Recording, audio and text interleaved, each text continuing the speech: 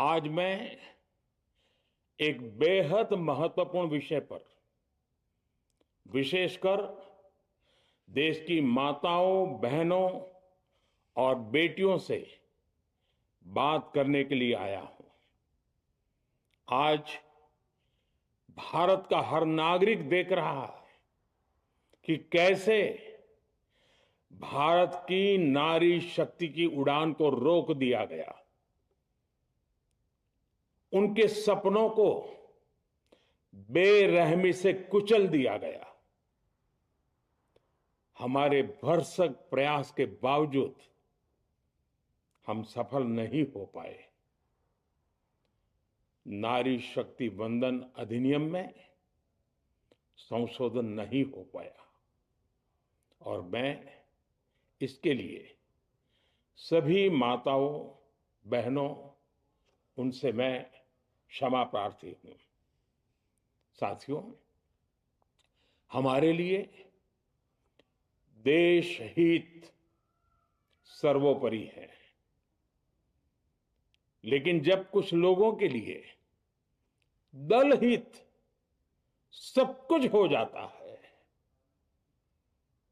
दल हित देश हित से बड़ा हो जाता है, तो नारी शक्ति को, देश हित को इसका खामियाजा उठाना पड़ता है। इस बार भी यही हुआ है। कांग्रेस, डीएमके, टीएमसी और समाजवादी पार्टी जैसे दलों की स्वार्थी राजनीति का नुकसान देश की नारी शक्ति को उठाना पड़ा है। साथियों, कल देश की करोड़ों महिलाओं की नजर संसद पर थी। देश की नारी शक्ति देख रही थी। मुझे भी ये देखकर बहुत दुख हुआ कि जब ये नारी हित का प्रस्ताव गिरा तो कांग्रेस, डीएमके, टीएमसी, सपा जैसी परिवारवादी पार्टियां खुशी से तालियां बजा रही थी। महिलाओं से उनके अधिकार छीनकर ये लोग मेजें थपथपा रहे थे। उन्होंने जो किया वो केवल टेबल पर थाप नहीं थी,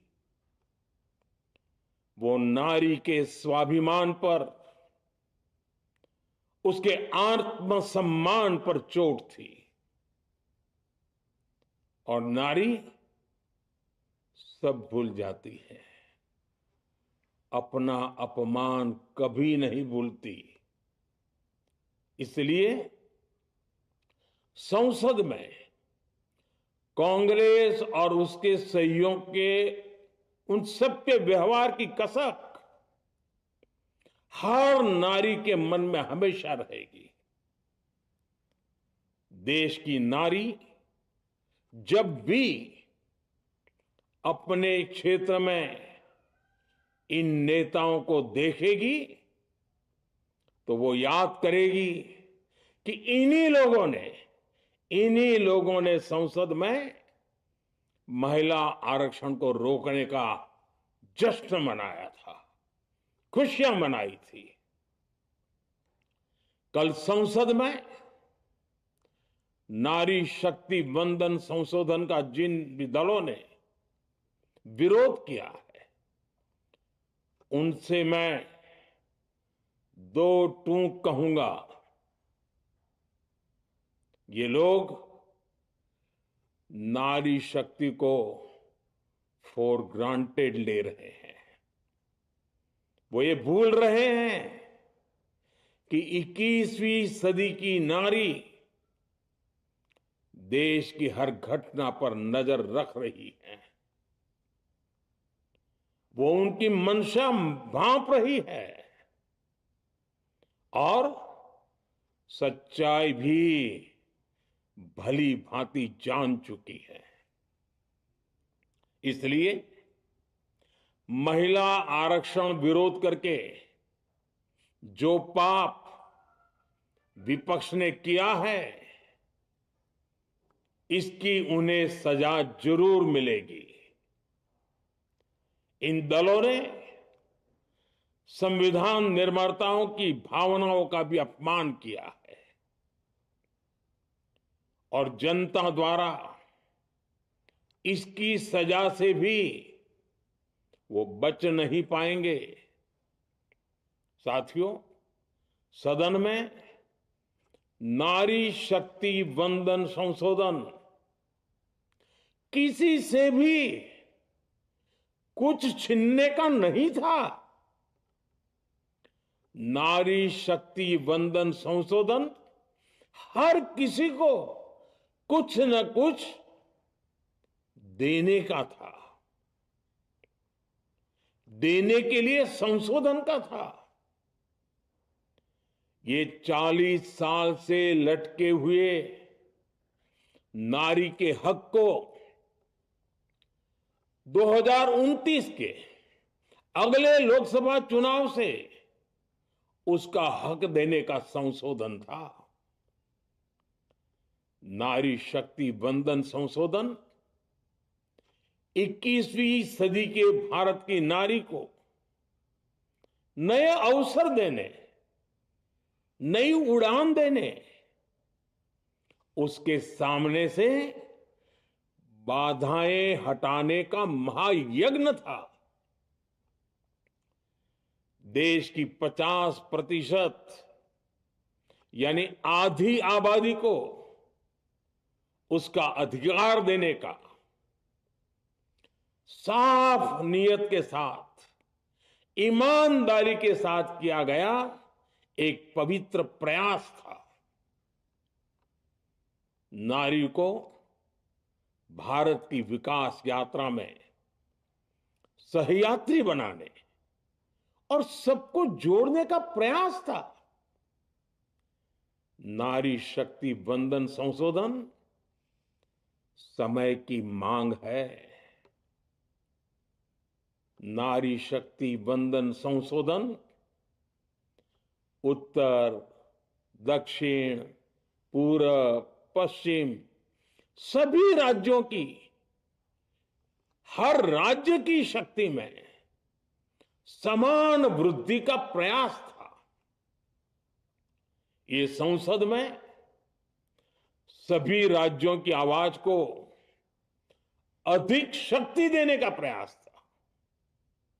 राज्य छोटा हो, राज्य बड़ा हो, राज्य की आबादी कम हो या राज्य की आबादी ज्यादा हो, सबकी समान अनुपात में शक्ति बढ़ाने की कोशिश थी। लेकिन इस ईमानदार प्रयास की कांग्रेस और उसके सहयोगियों ने सदन में पूरे देश के सामने भ्रूण हत्या कर दी है, भ्रूण हत्या कर दी है। ये Congress, TMC, Samajwadi party, DMK जैसे दल इस भ्रूण हत्या के गुनहगार हैं। ये देश के संविधान के अपराधी हैं। ये देश की नारी शक्ति के अपराधी हैं। साथियों, कांग्रेस महिला आरक्षण के विषय से ही नफरत करती है। उसने हमेशा से ही महिला आरक्षण को रोकने के लिए षड्यंत्र किए हैं। इस दिशा में पहले जितनी बार भी प्रयास हुए, हर बार कांग्रेस ने इसमें रोड़े अटकाए हैं।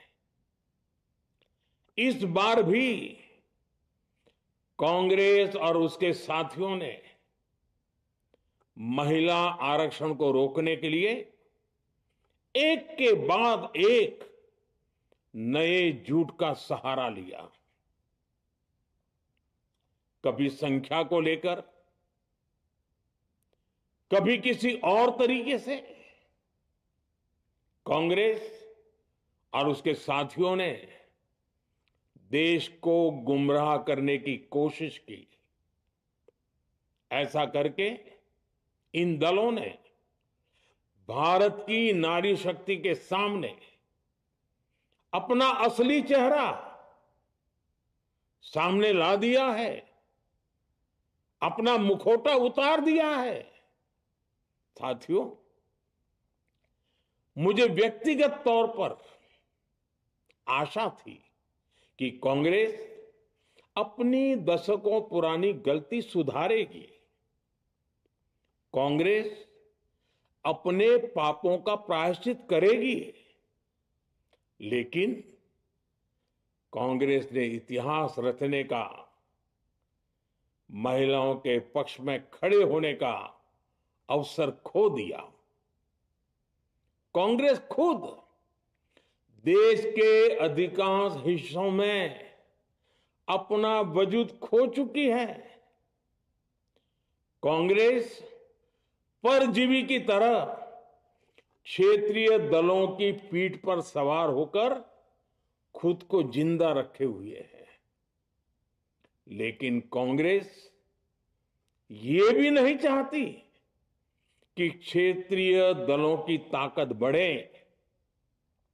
इसलिए कांग्रेस ने इस संशोधन का विरोध करवाकर अनेक क्षेत्रीय दलों के भविष्य को अंधकार में धकेलने का राजनीतिक षड्यंत्र किया है। साथियों, Congress, Samajwadi party, DMK, TMC और दूसरी पार्टियां इतने वर्षों से हर बार वही बहाने, वही कुतर्क गढ़ते आए हैं, बनाते आए हैं। कोई न कोई टेक्निकल पेंच फंसाकर ये महिलाओं के अधिकारों पर डाका डालते रहे हैं। देश राजनीति का ये भद्दा पैटर्न बराबर समझ चुका है और उसके पीछे की वजह भी जान चुका है। भाइयों बहनों, नारी शक्ति वंदन अधिनियम के विरोध की एक बड़ी वजह है इन परिवारवादी पार्टियों का डर। इन्हें डर है अगर महिलाएं सशक्त हो गई तो इन परिवारवादी पार्टियों का नेतृत्व खतरे में पड़ जाएगा। ये कभी नहीं चाहेंगे कि उनके परिवार के बाहर की महिलाएं आगे बढ़े। आज पंचायतों में, लोकल बॉडीज में जिन हजारों लाखों महिलाओं ने अपनी क्षमता को साबित किया है, जब आगे बढ़कर लोकसभा और विधानसभाओं में आना चाहती हैं, देश की सेवा करना चाहती है, परिवारवादियों के भीतर उनसे असुरक्षा की भावना बैठी हुई है। परिसीमन के बाद महिलाओं के लिए कहीं ज्यादा सीटें होगी, महिलाओं का कद बढ़ेगा। इसलिए इन लोगों ने नारी शक्ति वंदन संशोधन का विरोध किया है। देश की नारी शक्ति कांग्रेस और उसके सहयोगियों को इस पाप के लिए कभी माफ नहीं करेगी। मेरे प्रिय देशवासियों, कांग्रेस और उसके साथी दल डिलिमिटेशन पर लगातार झूठ बोल रहे हैं।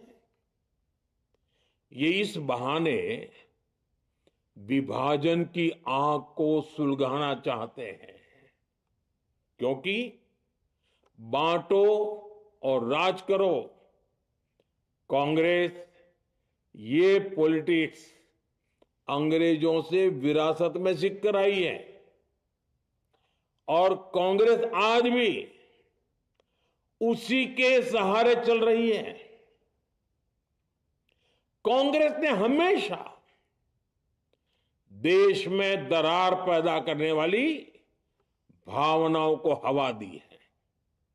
इसलिए यह झूठ फैलाया गया कि डीलिमिटेशन यानी परिसीमन से कुछ राज्यों को नुकसान होगा, जबकि सरकार ने पहले दिन से स्पष्ट किया है कि न किसी राज्य की भागीदारी का अनुपात बदलेगा, न किसी का रिप्रेजेंटेशन कम होगा, बल्कि सभी राज्यों की सीटें समान अनुपात में ही बढ़ेगी।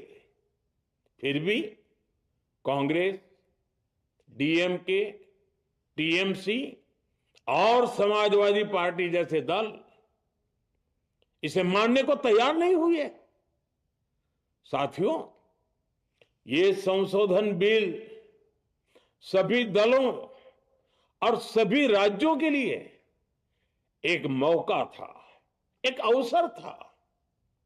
ये बिल पास होता तो तमिलनाडु, बंगाल, यूपी, केरला हर राज्य की सीटें बढ़ती, लेकिन अपनी स्वार्थी राजनीति की वजह से इन दलों ने अपने राज्यों के लोगों को भी धोखा दे दिया। जैसे कि डीएमके के पास मौका था कि वो और ज्यादा तमिल लोगों को सांसद विधायक बना सकती थी, तमिलनाडु की आवाज और मजबूत कर सकती थी, लेकिन उसने वो मौका खो दिया।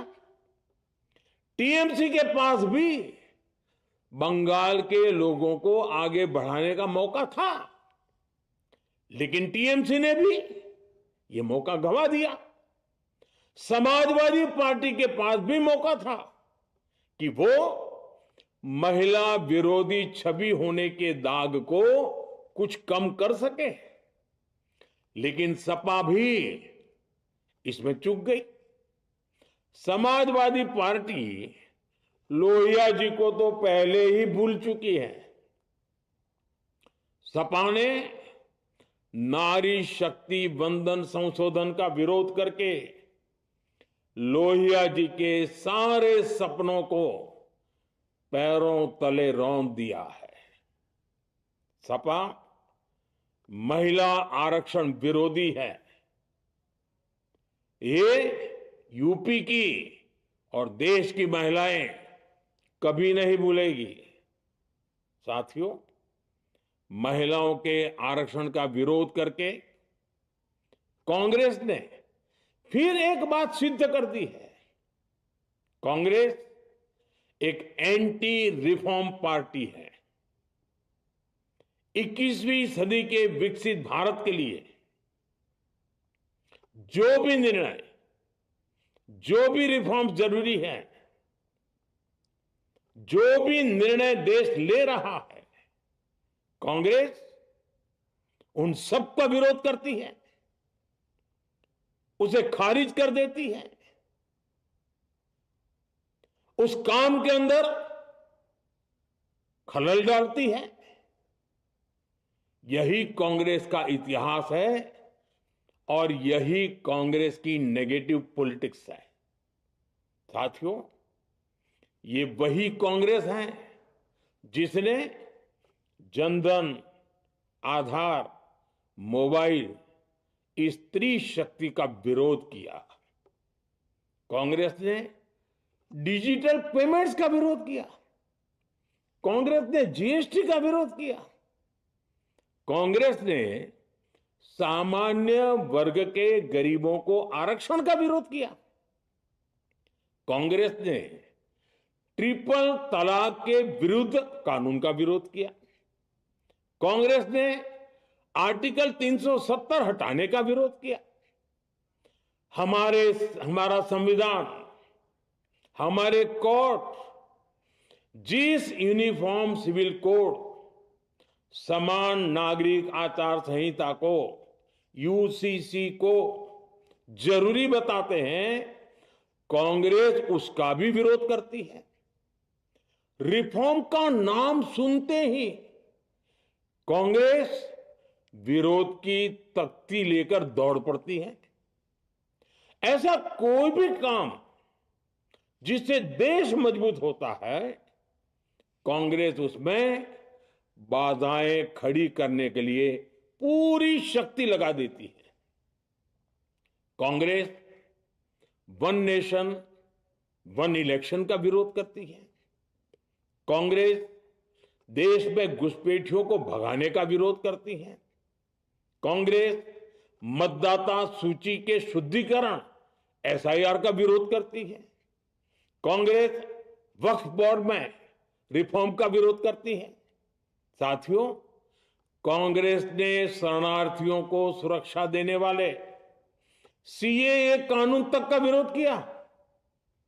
इस पर झूठ बोलकर, अफवाहें फैलाकर देश में बवंडर खड़ा कर दिया। कांग्रेस माओवादी नक्सली हिंसा को समाप्त करने के देश के प्रयासों में भी रुकावटें डालती है। कांग्रेस का एक ही पैटर्न रहा है, कोई भी रिफॉर्म आए तो झूठ बोलो, भ्रम फैलाओ।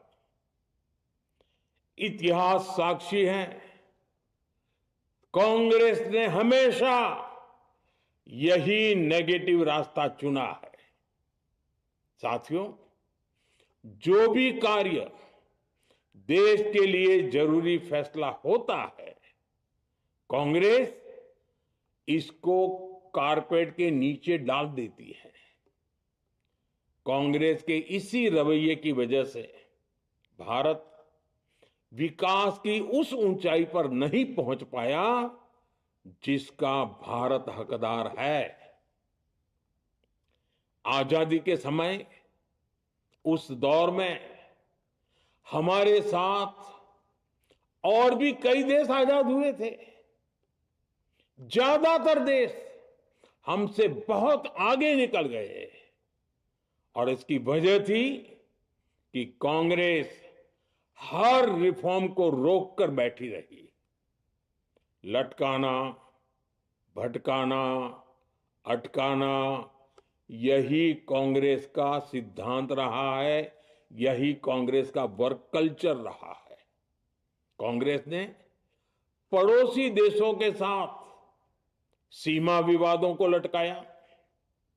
कांग्रेस ने पाकिस्तान के साथ पानी बंटवारे से जुड़े विवादों को लटकाया। कांग्रेस ने ओबीसी आरक्षण के निर्णय को 40 साल तक लटकाए रखा। कांग्रेस ने सैनिकों के लिए वन रैंक वन पेंशन को 40 साल तक रोके रखा। साथियों, कांग्रेस के इस रवैये ने हमेशा देश का बहुत बड़ा नुकसान किया है।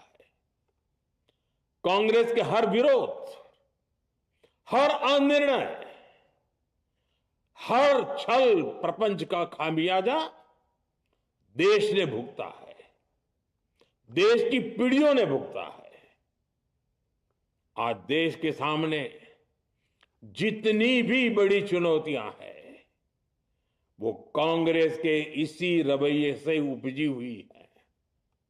इसलिए ये लड़ाई सिर्फ एक कानून की नहीं है, ये लड़ाई कांग्रेस की उस एंटी रिफॉर्म मानसिकता के साथ है जिसमें सिर्फ नेगेटिविटी है, नकारात्मकता है। और मुझे इसमें कोई संदेह नहीं है कि देश की सभी बहनें बेटियां कांग्रेस की इस मानसिकता को करारा जवाब दे के रहेगी। साथियों, कुछ लोग देश की महिलाओं के सपने टूटने को सरकार की नाकामी बता रहे हैं। लेकिन ये विषय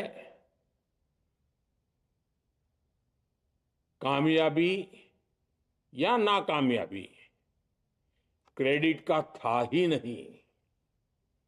मैंने संसद में भी कहा था, आधी आबादी को उनका हक मिल जाने दीजिए, मैं इसका क्रेडिट विज्ञापन छपवाकर विपक्ष के सभी लोगों को दे दूंगा। लेकिन महिलाओं को दकियानुसी सोच से देखने वाले फिर भी अपने झूठ पर अड़े रहे, कायम रहे। साथियों, नारी शक्ति को भागीदारी दिलाने की लड़ाई दशकों से चल रही है। वर्षों से मैं भी इसके लिए प्रयास करने वालों में से एक हूं। कितनी ही महिलाएं ये विषय मेरे सामने उठाती रही हैं। कितनी ही बहनों ने पत्र के द्वारा मुझे सारी बातें बताई हैं। मेरे देश की माताएं, बहनें, बेटियां, मैं जानता हूं आज आप सब दुखी हैं। मैं भी आपके इस दुख में दुखी हूं। आज भले ही बिल पास कराने के लिए जरूरी 66% वोट हमें नहीं मिला हो, लेकिन मैं जानता हूं देश की 100%, 100% नारी शक्ति का आशीर्वाद हमारे साथ है। मैं देश की हर नारी को विश्वास दिलाता हूं, हम महिला आरक्षण के रास्ते में आने वाले हर रुकावट को खत्म करके रहेंगे, हटा करके रहेंगे। हमारा हौसला भी बुलंद है, हमारी हिम्मत भी अटूट है और हमारा इरादा भी अड़िग है। महिला आरक्षण का विरोध करने वाली पार्टियां ये देश की नारी शक्ति को संसद और विधानसभाओं में उनकी भागीदारी बढ़ाने से कभी भी रोक नहीं पाएंगे। सिर्फ वक्त का इंतजार है। नारी शक्ति के सशक्तिकरण का बीजेपी एनडीए का संकल्प अक्षुण्ण है। कल हमारे पास संख्या बल नहीं था, लेकिन इसका मतलब ये नहीं है कि हम हार गए। हमारा आत्मबल अजेय है। हमारा प्रयास रुकेगा नहीं, हमारा प्रयास थमेगा नहीं। हमारे पास आगे अभी और मौके आएंगे। हमें आधी आबादी के सपनों के लिए, देश के भविष्य के लिए इस संकल्प को पूरा करना ही है। आप सबका बहुत बहुत धन्यवाद।